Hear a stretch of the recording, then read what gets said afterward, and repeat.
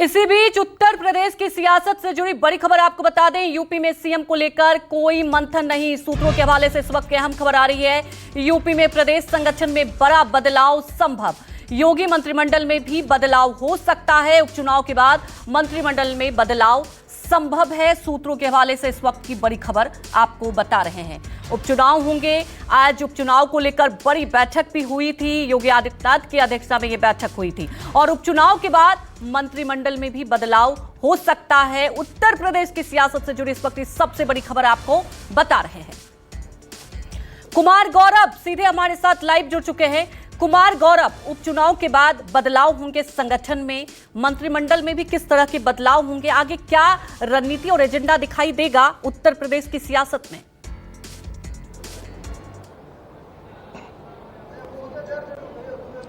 देखिए, बिल्कुल उत्तर प्रदेश में जो लोकसभा चुनाव में डिबेकल यानी कि नुकसान का सामना करना पड़ा है बीजेपी को, लगभग 29 सीटों का नुकसान हुआ। उसके बाद से मंथन का दौर जारी है और जैसा कि आप जानती हैं, प्रदेश कार्यकारिणी की एक्सटेंडेड कार्यकारिणी की बैठक उत्तर प्रदेश में हुई। उसके बाद फिर दिल्ली में कल केशव मौर्य और प्रदेश अध्यक्ष भूपेंद्र चौधरी ने जेपी नड्डा से मुलाकात की। आने वाले दिनों में आगे भी इस तरह की कई मुलाकात राज्य के नेताओं के साथ होगी। हालांकि ये एक सामान्य प्रक्रिया है। बाकी राज्यों के नेताओं के साथ भी लगातार राष्ट्रीय अध्यक्ष जेपी नड्डा और बीएल संतोष बैठक कर रहे हैं। चुनाव में जहां नुकसान हुआ है, किस वजह से हुआ है, उस चीज को समझने का प्रयास किया जा रहा है। लेकिन इस बीच जाहिर तौर पर यह एक बड़ी खबर है कि अभी फिलहाल जो फोकस होगा वो 10 सीटों पे जो उपचुनाव होना है उस पे होगा, क्योंकि ये जो 10 सीटें हैं वो ज्यादातर विपक्षी दलों के नेता जहां से सांसद हुए हैं उस इलाके में पड़ते हैं। इसलिए 10 में से बहुत ज्यादा सीटें जीतना बहुत मुश्किल है। लेकिन बीजेपी टारगेट बनाकर चल रही है कि 10 में 7 सीट कम से कम हम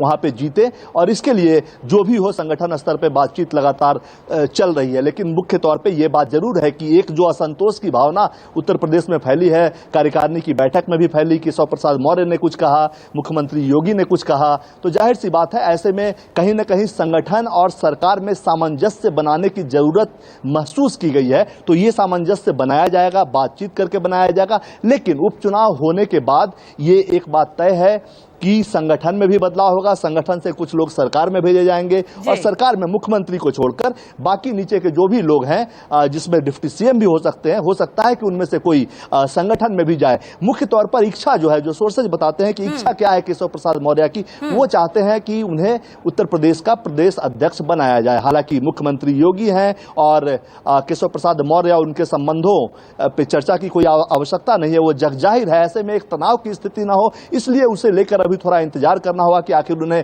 प्रदेश अध्यक्ष बनाया जाएगा या डिप्टी सीएम ही रहेंगे। लेकिन बदलाव होगा। उपचुनाव के बाद संगठन और सरकार दोनों में बदलाव होगा। भूपेंद्र चौधरी जो अभी प्रदेश अध्यक्ष हैं वो योगी मंत्रिमंडल में भेजे जाएंगे। तो इन तमाम चीजों पे अभी चर्चाओं का दौर जारी है और आगे भी ये लगातार चर्चा चलती रहेगी। सबसे खास बात है, फोकस यह है कि सरकार और संगठन में सामंजस्य बैठे, क्योंकि 27 में फिर से योगी आदित्यनाथ के नेतृत्व में बीजेपी उत्तर प्रदेश में चुनाव में जाएगी। सामंजस्य नहीं रहेगा, सरकारी व्यवस्था पर नियंत्रण नहीं रहेगा, संगठन के लोग सरकारी क्रियाकलापों से खुश नहीं रहेंगे, तो नुकसान हो सकता है। लिहाजा सामंजस्य मुख्य प्राथमिकता इस वक्त बीजेपी की है। जी बिल्कुल कुमार गौरव, और ये बड़ा फैक्टर भी रहा इस बार लोकसभा चुनाव में। अगर देखा जाए जो बीजेपी का प्रदर्शन रहा है, वहीं हमारे साथ दूसरे सहयोगी लखनऊ से जुड़ चुके हैं अशोक तिवारी। अशोक, सबसे बड़ी बात यह है कि आज बैठक हुई और इस बैठक में उपचुनाव को लेकर मंथन हुआ, और जैसा कि अभी कुमार गौरव भी चर्चा कर रहे थे कि संगठन और सरकार का तालमेल,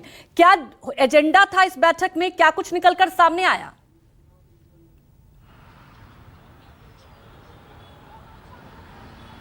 देखिए, दरअसल अभी लोकसभा चुनाव के परिणामों के बाद जिस तरह का मंथन बीजेपी में लगातार देखा जा रहा है, लखनऊ से लेकर दिल्ली तक, उसके बाद उत्तर प्रदेश में 10 विधानसभा की सीटें जहां पर उपचुनाव होना है, वो सीटें बीजेपी के लिए इस वक्त प्रतिष्ठा का सवाल बन गई हैं। आप देखिए कि जैसे ही 10 विधानसभा सीटों पर उपचुनाव होंगे, इस बात की जानकारी मिली थी, उसी समय से ही तमाम सारे मंत्रियों और संगठन के पदाधिकारियों को संबंधित विधानसभा क्षेत्रों में जाकर कैंप करने के लिए कहा गया था। और ये कहा गया था कि वहां पर लोकल नेताओं से वो बात करें, जो बूथ लेवल के कार्यकर्ता हैं उनसे वो बात करें, नेताओं से वहां का फीडबैक लें, क्योंकि किसी भी परिस्थिति में इन 10 सीटों पर बीजेपी का जीतना बहुत जरूरी है, क्योंकि लोकसभा चुनाव के बाद खासतौर पर उत्तर प्रदेश में जो एक परसेप्शन क्रिएट हुआ है कि गठबंधन जो है वो बीजेपी के गठबंधन पर भारी पड़ा है, यानी कि इंडिया गठबंधन बीजेपी के गठबंधन पर भारी पड़ा है, और यही वजह है कि गठबंधन ने ज्यादा सीटें बीजेपी से जीती, जबकि उत्तर प्रदेश में योगी आदित्यनाथ की पूर्ण बहुमत की सरकार है। तो आज की बैठक का जो मुख्य एजेंडा था वो यही था कि तमाम सारे जो मंत्री जो संबंधित विधानसभा क्षेत्रों में गए थे उनसे उनका फीडबैक लिया गया है। संगठन के पदाधिकारियों के साथ जो उन्होंने बैठक की थी वहां पर नेताओं का जो फीडबैक लिया था उस पर चर्चा की गई है। लेकिन सबसे जो अहम बात है वो यही है कि इन 10 विधानसभा सीटों पर उम्मीदवार कौन होगा, नामों का पैनल तैयार कर लिया गया है, और ये कहा जा रहा है कि जो जिताऊ होगा, टिकाऊ होगा, उसी को इस बार उपचुनाव में मौका दिया जाएगा बीजेपी की तरफ से। और सबसे जो आप कह सकते हैं महत्वपूर्ण बात की गठबंधन के सहयोगों को भी साथ रखना बीजेपी के लिए एक बड़ी बात है। उत्तर प्रदेश में देखा जा रहा है सहयोगी दल भी खुलकर मुखर हो रहे हैं, बीजेपी के खिलाफ बयानबाजी भी कर रहे हैं। तो आज की बैठक में बीजेपी के जो सहयोगी दल हैं, चाहे वो निषाद पार्टी के अध्यक्ष संजय निषाद हो, वो मौजूद थे। अपना दल एस कोटे से जो मंत्री हैं आशीष पटेल, अनुप्रिया पटेल के पति हैं, वो मौजूद थे। राष्ट्रीय लोकदल जिसका गठबंधन लोकसभा चुनाव के पहले बीजेपी से पश्चिमी उत्तर प्रदेश में हुआ था, लोकदल कोटे से मंत्री अनिल कुमार वो इस बैठक में मौजूद थे। तो तमाम सारे सहयोगी दलों से भी फीडबैक लिया जा रहा है कि आखिरकार इन 10 सीटों पर चुनाव कैसे लड़ा जाएगा, कितनी मजबूती से लड़ा जाएगा और कैसे इन सीटों पर जीत हासिल की जाएगी। हालांकि ओम प्रकाश राजभर भी एनडीए के सहयोगी हैं, लेकिन आज वो मंत्रिमंडल की इस बैठक में मौजूद नहीं थे, उनको इस बैठक में नहीं बुलाया गया था। और जब बीते दिनों बीजेपी की तरफ से तमाम सारे मंत्रियों को संबंधित विधानसभा क्षेत्रों में प्रभारी बनाया गया था, चाहे वो कैबिनेट मंत्री हो या राज्य मंत्री हो, उसमें भी सुभाषपा के कोटे से ओम प्रकाश राजभर चूंकि मंत्री हैं, उनको कहीं भी कोई जिम्मेदारी नहीं दी गई थी। तो बीजेपी आने वाले 10 विधानसभा सीटों के उपचुनाव पर पूरी गंभीरता के साथ मंथन कर रही है, क्योंकि ये उपचुनाव बीजेपी के लिए चुनौती भी है और बीजेपी के लिए परीक्षा भी। बिल्कुल, चुनौती और परीक्षा दोनों है। कुमार गौरव, यहाँ पर आज जो बैठक हुई, एक निर्देश सख्त दिया गया योगी आदित्यनाथ की तरफ से कि उम्मीदवार पर खासा ध्यान दिया जाए, क्योंकि जब से मंथन हुआ हर राज्यों से एक निकलकर सामने आया कि जो उम्मीदवार दिए गए थे लोकसभा में कहीं ना कहीं उस पर मंथन नहीं हुआ था। तो क्या आने वाले वक्त के लिए बीजेपी की ये अहम रणनीति होगी?